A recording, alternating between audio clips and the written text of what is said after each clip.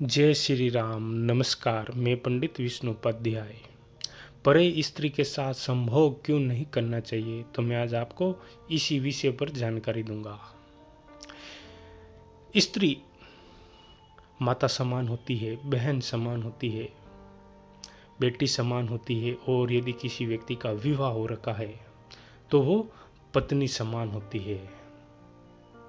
लेकिन कोई व्यक्ति नादानी से, नासमझी से यदि परे स्त्री के साथ संभोग कायम करता है तो उसके जीवन में तरह तरह की समस्याएं उत्पन्न होना शुरू हो जाती है।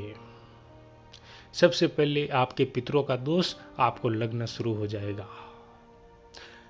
अब जो व्यक्ति संभोग कायम करने के लिए जाता है तो वो कभी ये नहीं सोचता कि हमारे घर पर हमारे पितर है, हमारे कुल देवता है, हमारे कुल देवी है, तो वो इन चीज़ों को कम मानता है या नहीं मानता।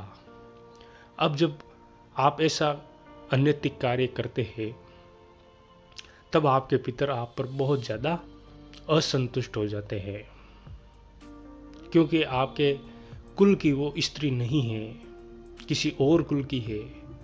और जो स्त्री जिस कुल की है तो उनके भी अपने स्वयं के पितर होते हैं, तो उन पितरों का दोष भी व्यक्ति को लगने लग जाता है और स्वयं के पितरों का दोष भी व्यक्ति को लगने लग जाता है। और साथ में आपको यदि किसी को शनि की ढैया या शनि की साढ़े साती लगी हुई है या फिर शनि ग्रह खराब है, तो इस काल में आपको कभी भी परे स्त्री के साथ संभोग कायम नहीं करना चाहिए। इससे दोष की उत्पत्ति बहुत ज़्यादा होने लगती है। व्यक्ति को तरह तरह की समस्याएं शनि की ढैया के कारण, साढ़े साती के कारण जिंदगी में उत्पन्न होना शुरू हो जाती है। आपके घर के कुल देवी की कृपा भी रुक जाती है और हो सकता है किसी व्यक्ति को वंश बढ़ोतरी में भी रुकावट आ जाए। तो इसलिए हमेशा परे स्त्री को मातृभाव से देखना चाहिए, बहन भाव से देखना चाहिए, बेटी समान मानना चाहिए। अगर कोई भी व्यक्ति किसी भी परे स्त्री को अपनी मातृ समान मानता है तो उनके पितर भी उन्हें आशीर्वाद प्रदान करते हैं, कुल देवी की कृपा भी मिलती है।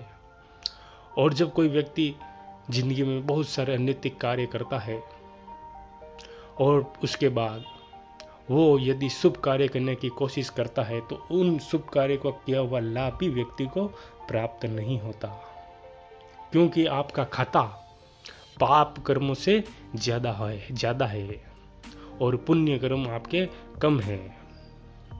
तो ऐसा ऋण आपको कई जन्मों का भोगना पड़ता है। इसलिए कभी भी परे स्त्री को संभोग कायम नहीं करना चाहिए। ऐसी गलती नादानी से, नासमझी से आपको कभी नहीं करनी है।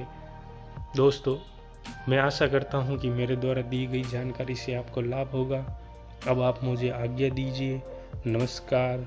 जय श्री राम।